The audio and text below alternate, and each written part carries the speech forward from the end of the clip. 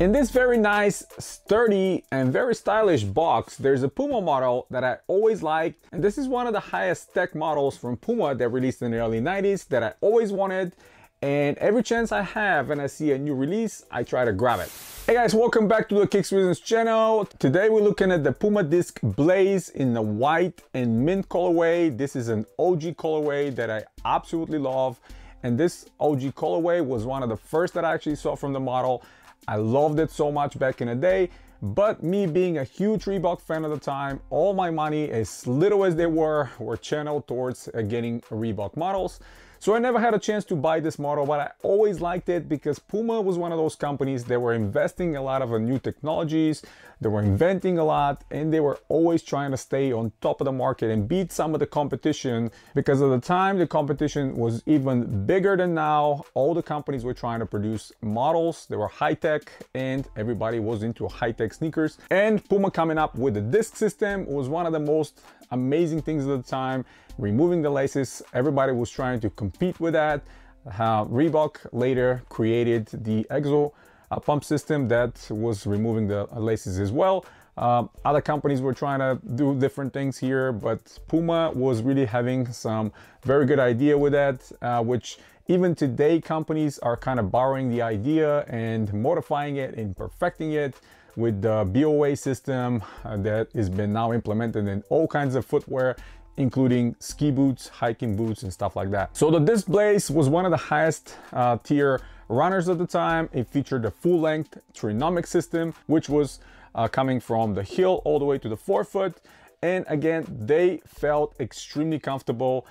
Combination between EVA and trinomic was amazing. And the disc system was kind of an all-around, because in the back we don't have a heel cup, and the system on the side was pulling the heel as well.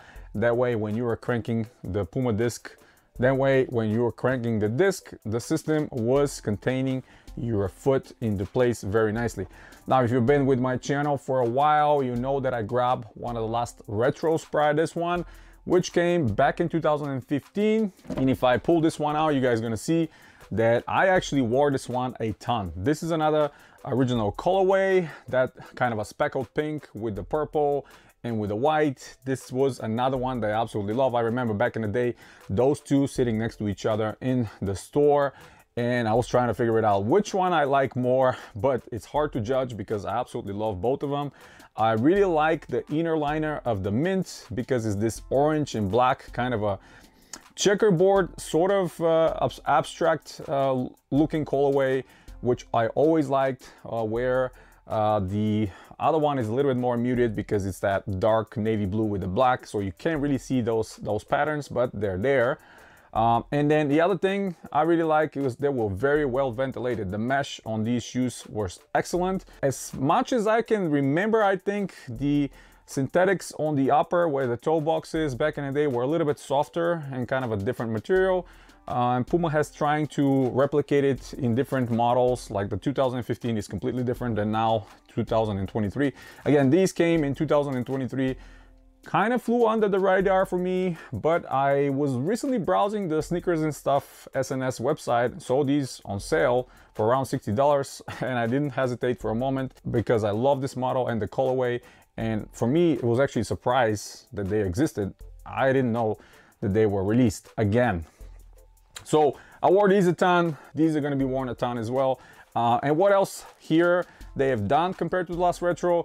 Like I mentioned, the synthetic leather around the toe box is different. The mesh is slightly finer. I kind of prefer the 2015 because it's more open mesh and the ventilation there will be better. But this one is also not that bad.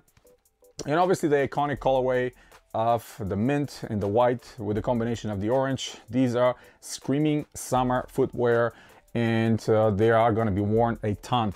The midsole now in this 2023 pair seems even softer compared to the one in 2015, and I can just push with my thumb and there the midsole is collapsing tremendously. So whatever compound they use here for this EVA, it's even softer, and on feet they're more comfortable even than the 2015. And I can recall trying these in the store back in '93 when they came out, but I think the original one would have been somewhat comfortable compared to this one. Maybe this one is even more comfortable because now I can tell you that midsole is really, really soft. Whatever they did here, it works great. The insole is perfect, Polylite insole, sculptured to kind of tailor around your foot. What really Reebok's athletic insoles look like, very similar. This one might be even better. I know, sacrilegious for me to say, but when something is done right, we need to give it the proper recognition, and I think Puma has done many things right with this shoe, yeah, I absolutely love them. Now the Puma's disc system here is the one that you crank to tighten the shoe and with a little pull tab to release. There was different type of disc systems in the past that when you crank and then you can pull the actual disc up to release or push it down to release. So there was a different systems throughout the years. This one is with the pull tab release, which it's actually my personal favorite because it was the easiest way to release the pressure from the disc system. Now, even without cranking it, true to size to me, they kind of hug your foot, they stay on your feet, and if you wear them casually, you're not even gonna need to crank that system to make them tighter. They are just naturally comfortable. So yeah, what can I say at the end?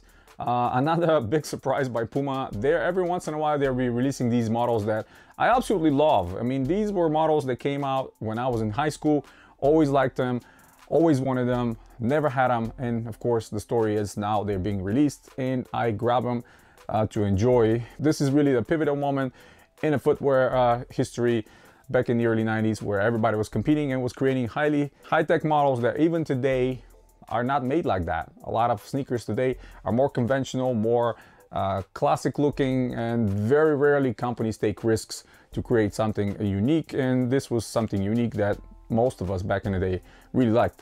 So yeah, that's pretty much it, guys. Hit the thumbs up if you like the video, stay tuned to the channel, subscribe if you're new.